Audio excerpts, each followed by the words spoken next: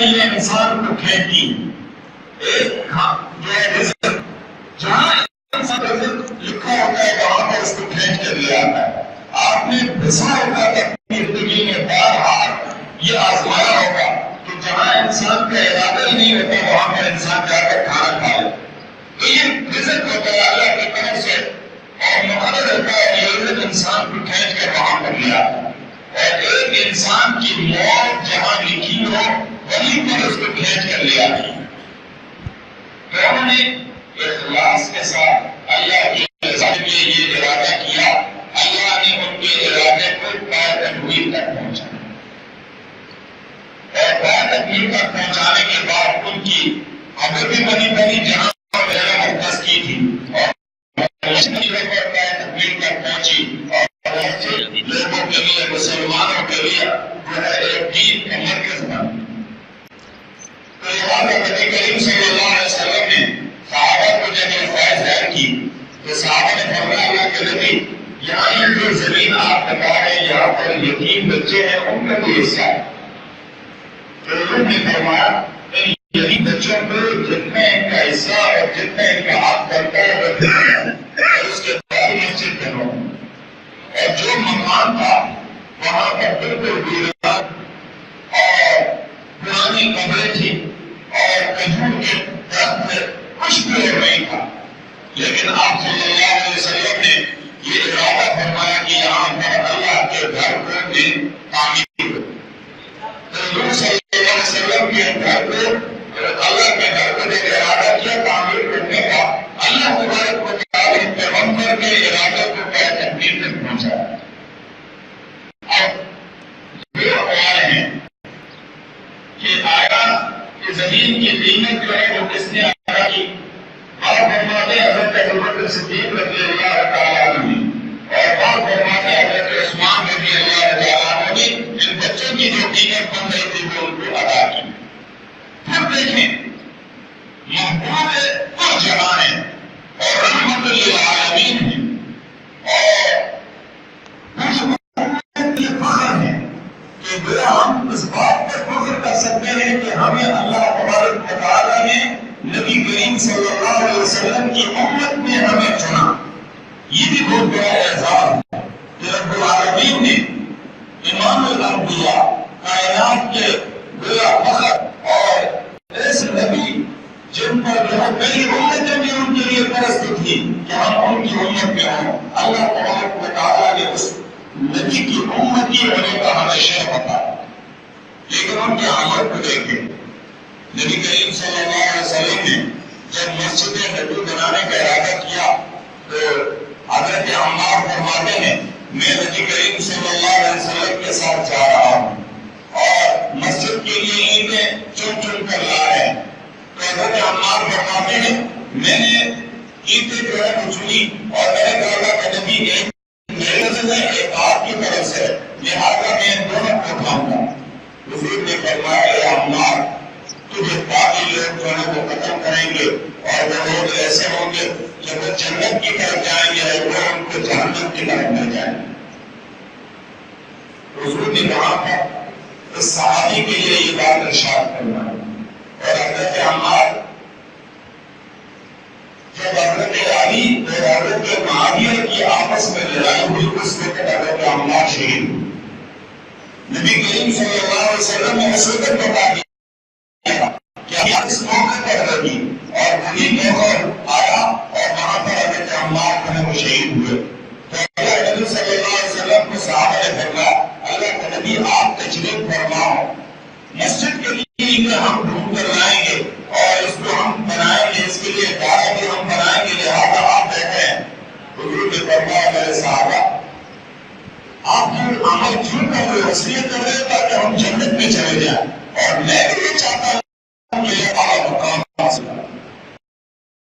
کریم صلی اللہ علیہ وسلم خود بدنس سے نفیس مسجد نبی کے لیے گئے، اینٹیں چن کر اور اپنے کاندھوں پر رکھ کر اور مسجد کے لیے لائے، اور صحابہ کرام کے ساتھ اس عمل میں شریک رہے۔ تو اس عمل سے پتہ چلا آج ہمارے مسلمانوں کے اندر ایک کنفیوژن ہے کہ ہم مسجد کی خدمت کے لیے تیار نہیں ہوتے. اگر جھاڑو لگا ہے تو وہاں یہ صفائی کپڑے میں غبار لگ جائے, آج تک کی استری خراب ہو جائے گی.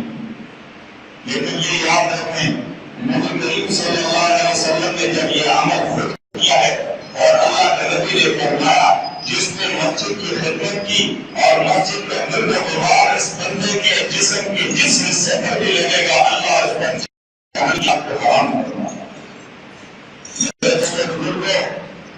لیکن حضور صلی اللہ علیہ وسلم کے دور میں ایک عورت تھی, سیاہ رنگ تھا اس کا, اور اس وقت حکم جو ہے وہ پردے کا نہیں آیا تھا. تو یہ عورت مسجد کی خدمت کیا کرتی تھی اور مسجد کی جھاڑ لگایا کرتی تھی. تو کچھ دنوں کے بعد حضور نے دیکھا وہ عورت نظر نہیں آ رہی. تو صحابہ سے پوچھا کہ وہ عورت کدھر گئی؟ تو صحابہ نے فرمایا اللہ کے نبی وہ تو فوت ہو گئی. حضور صلی اللہ علیہ وسلم اس کی قبر پر گئے اور وہاں پر اس کے لیے دعا کی. کس وجہ سے؟ اس وجہ سے کہ وہ عورت مسجد کی خدمت کر رہی تھی. تو نبی کریم صلی اللہ علیہ وسلم نے فرمایا اس خدمت کی وجہ سے اللہ کے ہاں اس کا مقام اونچا ہو, اس کا مرتبہ اونچا ہو گیا اور اللہ کے ہاں اتنی اونچا مقام پا گیا ہے جس کی وجہ سے حضور تشریف لے گئے اس کی خبر پر. ورنہ تو حضور کے دور میں کتنے مسلمان فوت ہوئے, اور مسلمان ایسے بھی تھے کہ ان کے جنازوں میں شریک نہیں ہوئے, اور پھر پتہ بھی چلا کہ قرآن فوت ہو گیا لیکن ان کے قبر پہ نہیں گئے. اس بوڑھے کی قبر پر حضور علیہ السلام خود تشریف لے گئے اور وہاں پر اس کے لیے دعائے مغفرت کی. کس وجہ سے؟ مسجد کی خدمت کی وجہ سے. تو لہٰذا انسان کو چاہیے کہ اللہ کے نبی صلی اللہ علیہ وسلم نے فرمایا کہ جو آدمی اللہ کے گھر کو آباد کرے گا, اللہ کے گھر کو آباد کرے گا, اللہ تبارک و تعالی اس کی قبر کو آباد روشن فرمائے. اور فرمایا ہم بنا للہ مسجد, فرمایا جو آدمی دنیا میں مسجد بنائے گا. اور مسجد کیا ہے؟ اللہ نے فرمایا مسجد یہ ہے وَأَنَّ الْمَسَاجِدَ لِلَّهِ.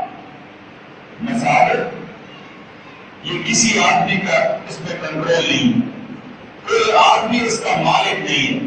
اگر ایک آدمی نے مسجد بنا دی اور مسجد وقف کر دی ہے, وقف کرنے کے بعد اب اس کا اثر رسوخ ختم.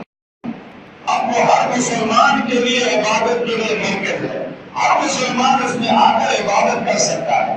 اس لیے اللہ کریم نے فرمایا ان المساجد للہ, یہ مساجد یہ اللہ کے گھر ہیں اور اللہ کے ہونے کے ناطے مسلمانوں کو کیا کرنا ہے. لیکن ایک حدیث میں آپ صلی اللہ علیہ وسلم نے فرمایا قیامت کی علامات میں ایک علامت یہ بھی ہے, فرمایا مسجدیں بڑی خوبصورت ہوں گی, بڑی مزین, بڑی شان والی ہوں گی اور نمازی ایک کا ہوگا. جب نمازی ہوں گے اور مسجد جو ہے بڑی خوبصورت اور مزین بنائی ہوئی ہوگی. وہی علامت آج پائی جا رہی ہے کہ آپ اپنے اس ملک کے اندر بعض علاقوں میں آپ جائیں دیکھیں کہ وہاں پر نماز کا جب وقت ہوگا تو ایک دو آدمی جو ہے وہ نمازی نظر آئیں گے. اور بہت ساری مسجدیں ایسی بھی ہیں کہ رمضان کے علاوہ وہاں پر کوئی آتا نہیں. جب رمضان کا مہینہ آتا ہے اس میں جھاڑو لگائی جاتی ہے اور صاف کیا جاتا ہے. اس کے علاوہ بہت ساری مساجد ہم نے بعض علاقوں میں ایسی بھی دیکھی ہیں کہ جمعات والے جاتے ہیں وہاں پر جھاڑو لگاتے ہیں, صاف کرتے ہیں, 3 دن وہاں پر گزارتے ہیں. اس کے علاوہ کوئی مسلمان وہاں پر آتا ہی نہیں.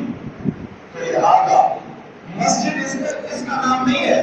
بڑی مزین بنائی جائے, بڑی جو ہے عالیشان بنائی جائے, اس پر مسلمان فخر کرے ہماری مسجد بڑی خوبصورت ہے. ہمارے وقت ہو, چند آدمی ہوں, ہزاروں کی تعداد میں آبادی ہو اور وہاں پر چند افراد ہوں, تو گویا یہ مسجد کا حق ادا نہیں کیا. مسجد کا حق کب ادا ہوگا کہ 5 منٹ کی نماز مسلمان مسجد کے اندر آ کر مرد مسجد کے اندر آ کر نماز 5 وقت کی پڑھیں گے تو مسجد کا حق ادا کر لیں گے. اللہ نے فرمایا وَأَنَّ الْمَسَاجِدَ لِلَّهِ. مساجد یہ مسجد کی جمع ہے. اللہ نے فرمایا جتنی بھی مساجد ہیں للہ, اللہ کے لیے, اللہ کے لیے ہیں. اور فَلَا تَدْعُوا مَعَ اللَّهِ أَحَدًا.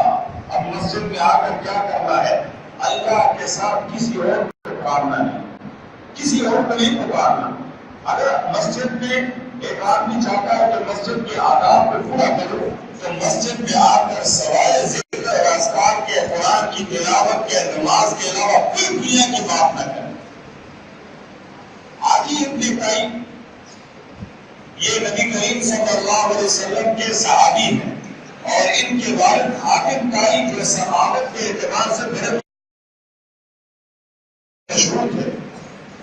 آدھی ابن قیم فرماتے ہیں کہ کبھی ایسا موقع نہیں آیا کہ میں نے آذان سے پہلے جو اپنے آپ کو تیار نہ کیا اور نماز کے لیے.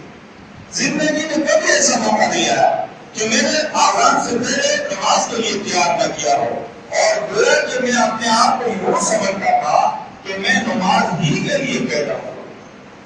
حضرت سعید ابن مسیب رحمۃ اللہ علیہ بہت بڑے ولی ہیں اور تعمیر میں سے ہیں.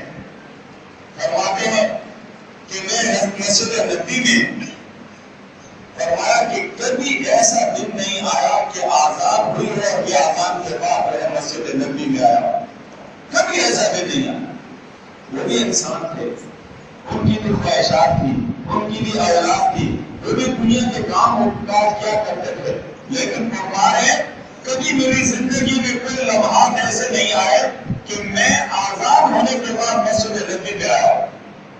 اور پھر دیکھیں اللہ تبارک و تعالیٰ نے ان کو کتنی بڑی فضیلت سے نوازا کہ حضرت سعید ابن مسیب رحمۃ اللہ علیہ فرماتے ہیں کہ جب حضرت عثمان غنی رضی اللہ تعالیٰ عنہ کو شہید کیا گیا تو 3 دن تک مسجد نبی بند تھی.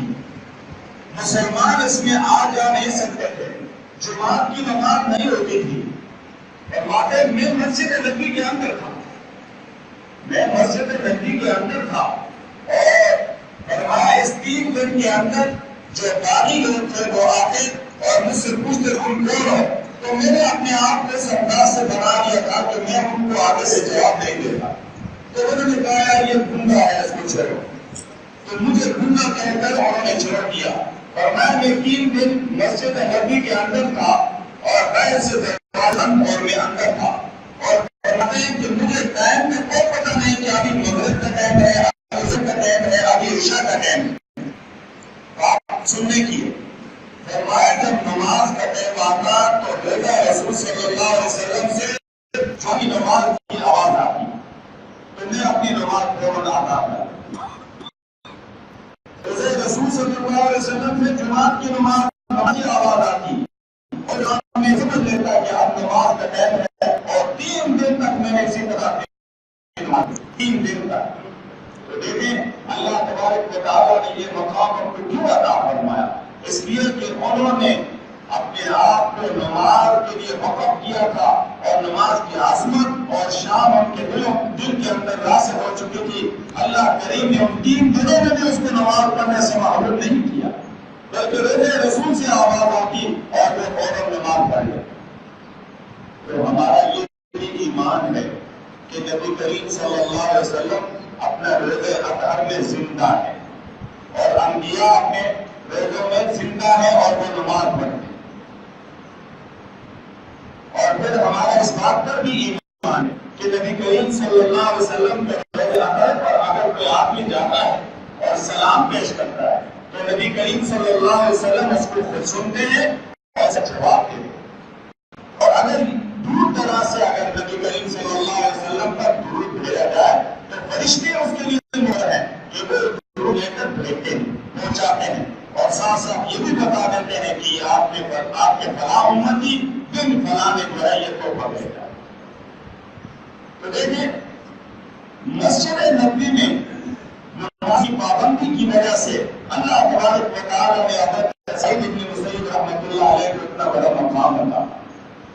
اور مسجد بنانے کے لیے نبی کریم صلی اللہ علیہ وسلم نے عملی طور پر خود عمل کیا کہ خود مسجد کی خدمت کی، مسجد کے لیے خود اینٹیں اٹھا کر لائی صحابہ اکرام کے ساتھ اور صحابہ کو فرمایا میں بھی اس بات پر طلبگار ہوں کہ میں جنت کی نعمتوں سے اپنے آپ کو جو ہے معلوم ہوں.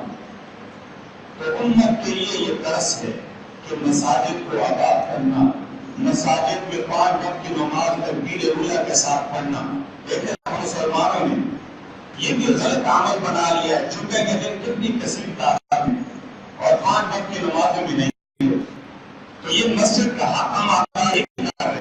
مسجد حق یہ ہے 5 وقت کی نمازوں میں بھی مسجد کو آباد کرنا۔ اور پھر دیکھیں نبی کریم صلی اللہ علیہ وسلم کے دور میں صحابہ کرام نے یہ خواہش کی کہ نبی یہ مسجد اور بارش ہوتی ہے، پانی نیچے ٹپکتا ہے، لہٰذا آپ ہمیں اجازت دیں ہم مسجد نئی تعمیر کریں۔ حضور نے فرمایا نہیں، میں یہ چاہتا ہوں کہ میرے بھائی حضرت موسیٰ علیہ السلام جب اپنے ہاتھ دعا کبھی اٹھاتے تو ان کی جو مسجد تھی وہ جو چھپرا تھا وہ تک ہاتھ پہنچ جاتے، اور میں بھی یہ چاہتا ہوں کہ میں اسی حالت میں رہوں۔ پھر حضور صلی اللہ علیہ وسلم کے بعد صدیق اکبر رضی اللہ تعالیٰ عنہ نے بھی اسی طرح چھوڑا، حضرت عمر رضی اللہ تعالیٰ عنہ نے اسی طرح چھوڑا، حضرت عثمان غنی رضی اللہ تعالیٰ عنہ نے جب دور خلافت آیا تو حضرت عثمان نے یہ اعلان کیا، فرمایا مسجد نبوی کو اب میں اثر نو صحیح طریقے سے تعمیر کروں گا۔ صحابہ کرام نے اس میں اشکال اور اعتراض کیا، فرمایا نہیں، فرمایا آج جیسے تمہارے گھر مزین ہیں، خوبصورت ہے، خوبصورت عمارتیں ہیں، تو اسی طرح یہ رب کا گھر بھی اسی طرح خوبصورت ہونا چاہیے۔ اور پھر فرمایا میں بیت المال سے مسجد کو تعمیر نہیں کروں گا، بلکہ میں اپنے مال سے اپنے ذاتی مال سے اس کو تعمیر کروں گا۔ اور پھر حضرت عثمان غنی رضی اللہ تعالیٰ عنہ نے علاقوں میں پیغام بھیجا کہ جہاں اعلیٰ سے اعلیٰ قسم کی لکڑ ہو وہ مجھے بتائیں، اور جہاں اعلیٰ سے اعلیٰ قسم کی اینٹیں ہوں وہ مجھے بتائیں، اور انہوں نے خوبصورت مسجد کو جو ہے وہ مزید اور خوبصورت بنایا۔ اور آج دیکھیں پوری دنیا میں مسجد نبوی کی جو عمارت ہے شاشت کے ساتھ بنائی گئی ہے، اس کی مثال آپ کو دنیا میں نہیں ملی۔ تو میرے مسلمان بھائیوں، دیکھیں مسجد کو خوبصورت بنانا، مزین کرنا، جیسے ہم اپنے گھروں کو مزین خوبصورت بناتے ہیں، اسی طرح مسجد کو خوبصورت بنانا یہ ٹھیک ہے، لیکن اصل مسجد کا حق یہ ہے کہ مسجد کو آباد رکھنا۔ مسجد کو ایسے نہیں بنانا کہ جن علاقے میں مسجد سال بھر بینات ہوتی ہے، کچرا بیچ میں پڑا ہوا ہے، کبھی کسی آدمی کو یہ ترغیب نہیں ہے کہ اس کے اندر جھاڑو لگا دے، تو یہ مسجد کے ساتھ ظلم ہے۔ یہ تو مسجد اللہ کے گھر کے ساتھ ظلم ہے۔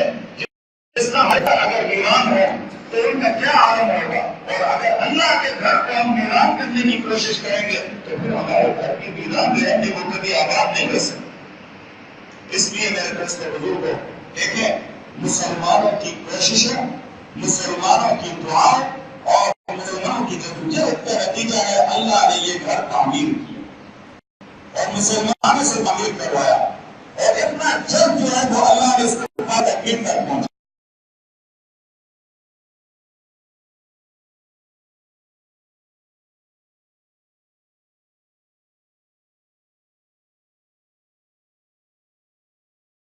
اس مسجد کے ساتھ جو ہے تعلق رکھتے ہیں، پانچ وقت کی نماز بھی شریف ہو، یہ مسجد کا حق پورا کریں گے۔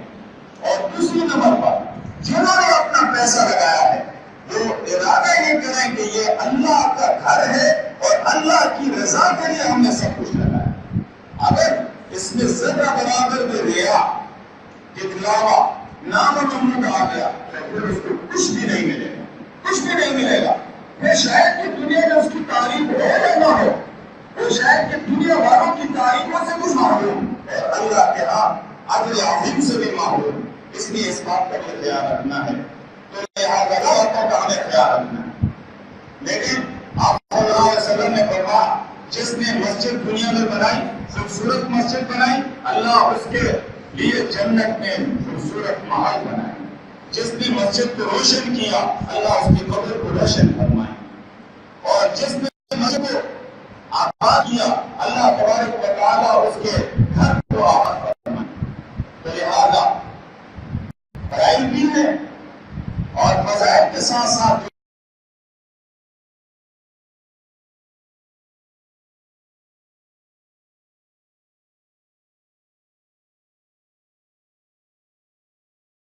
1000 رکعت نماز نفل پڑھتا ہے، لیکن اگر اس کا ارادہ نامعلوم ہے اس کو کچھ بھی نہیں ملے۔ اور دوسری بات یہ ہے کہ مسجد کو آباد کرنا ہے، مسجد کو جس اعتبار سے بھی آباد کرنے کی ہمیں اللہ نے توفیق دی ہے، اس کو آباد کریں گے۔ اور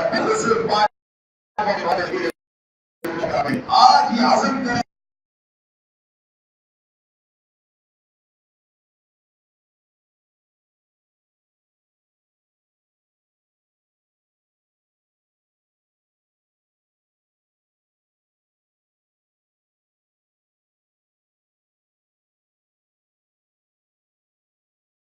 اللہ اس کے ارادے کو تکمیل تک پہنچائیں گے۔ اللہ کریم ہم سب کا حامی اور ناصر ہو۔